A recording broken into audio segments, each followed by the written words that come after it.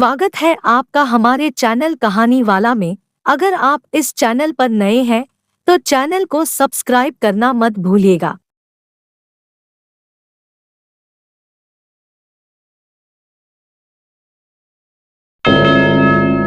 मेरा नाम है हरिया, मैं काम करता हूँ बहुत बढ़िया, खाता हूँ खाना और रोज गाता हूँ गाना। अरे यार, आज तो बहुत देर हो गई। इस खतरनाक जंगल को देखकर तो मेरे हाथ पैर ठंडे हो गए हैं। अगर मैं वक्त पर गांव नहीं पहुंचा तो मालिक बहुत नाराज हो जाएंगे। तभी हरिया को एक आवाज सुनाई देती है। सुनिए हरि जी। अरे, ये आवाज किसने दी? तभी हरिया को सामने कुछ दूर एक औरत खड़ी दिखाई देती है। अरे भाई, ये औरत अकेली इतनी रात को इस जंगल में क्या कर रही है? चलकर पूछना पड़ेगा। फिर हरिया अपनी बैलगाड़ी उस औरत के सामने लाकर रोक देता है और उससे पूछता है। अरे सुनिए, आप इतनी रात को इस खतरनाक जंगल में अकेली क्या कर रही हैं?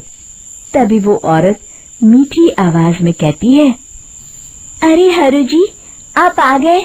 मैं कब से आपका इंतजार कर रही थी। वैसे तो यहाँ से काफी लोग गुजर चुके हैं, लेकिन मैं खास आपका इंतजार कर रही थी। अच्छा, तुम सच कह रही हो?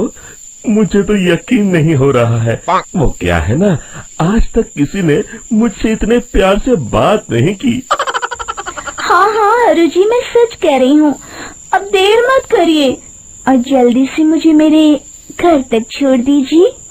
हाँ हाँ, कौन सी बड़ी बात है, अभी छोड़ देता हूँ। आप मेरे पीछे बैलगाड़ी में बैठ जाइए और मुझे रास्ता बताते चलिए।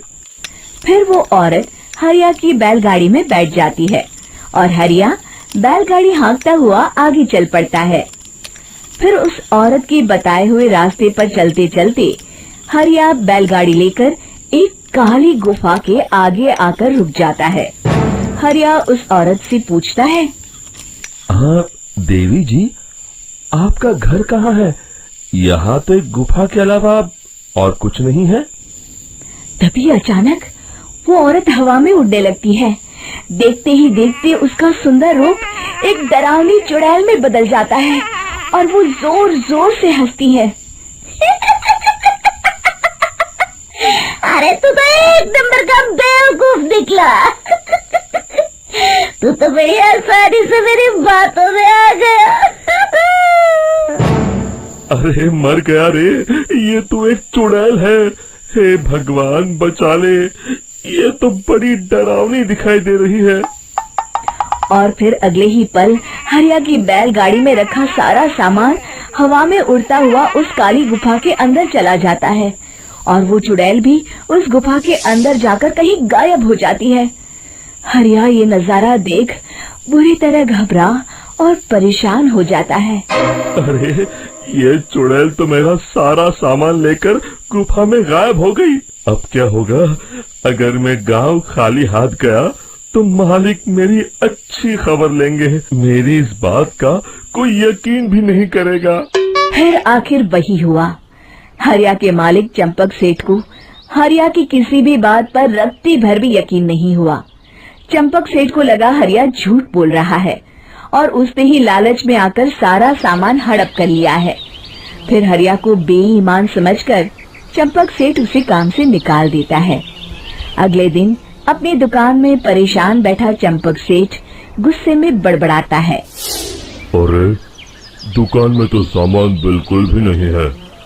अब मुझे ही शहर जाकर सामान लाना होगा। फिर वो अपनी बैलगाड़ी लेकर शहर चला जाता है। शहर से सामान लेकर जब चंपक सेठ वापस गांव लौट रहा होता है, तभी उसे एक आवाज सुनाई देती है।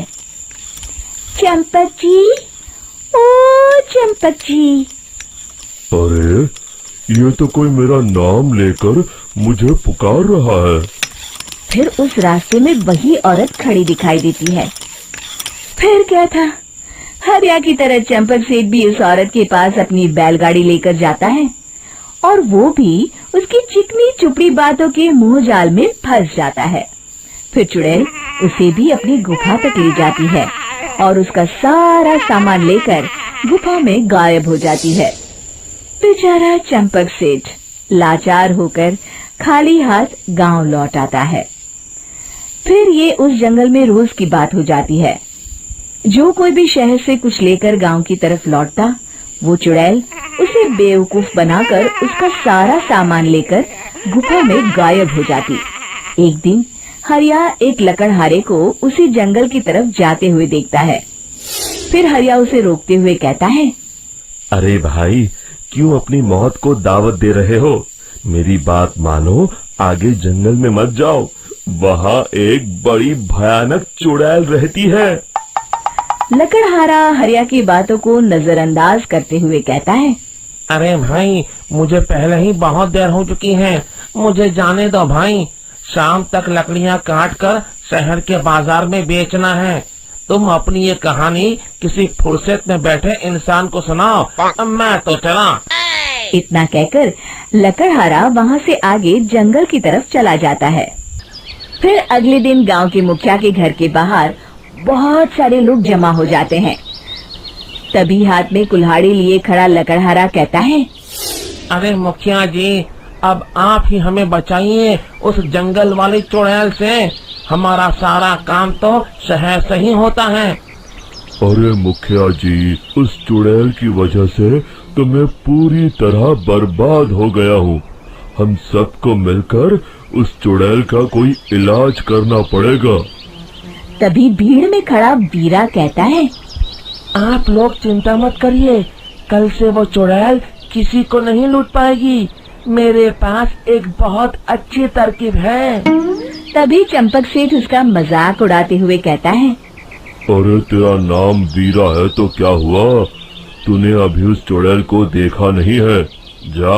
जाकर अपना काम कर, बड़ा आया।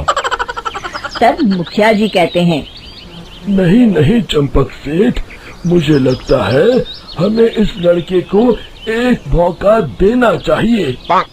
फिर सभी गांव वाले मुखिया जी की बातों से सहमत हो जाते हैं और वीरा शाम को एक बैलगाड़ी में कुछ सामान लादकर उस जंगल की ओर चल देता है। वीरा, ओ वीरा, कहाँ जा रहा है? तभी वीरा मुड़ के देखता है, वही चुड़ैल एक औरत के रूप में खड़ी है। अरे बहन जी, मैं आपको ही ढूंढ रहा था। देखिए, मैं आपके लिए क्या लाया हूँ। अरे वाह, तो खुद मेरे लिए इतना सामान लाया है। तू ही अकेला गांव में समझदार है। जरा देखो, मैं भी खोल के, बड़े भूख लगी है। जैसे ही चुड़ैल उस सामान पर से कपड़ा हटाती है, एक भगवान शिव की तेज रोशनी उसके अंदर मूर्ति से निकलती है और चुड़ैल अपने असली रूप में आकर जलने लगती है। अरे मैं जल रही हूँ, बचाओ! बचाओ! ओम नमः शिवाय, मर गई मैं! देखते ही देखते वो चुड़ैल राख के साथ उड़ जाती है और सभी गांव वाले भी वहां जाते हैं।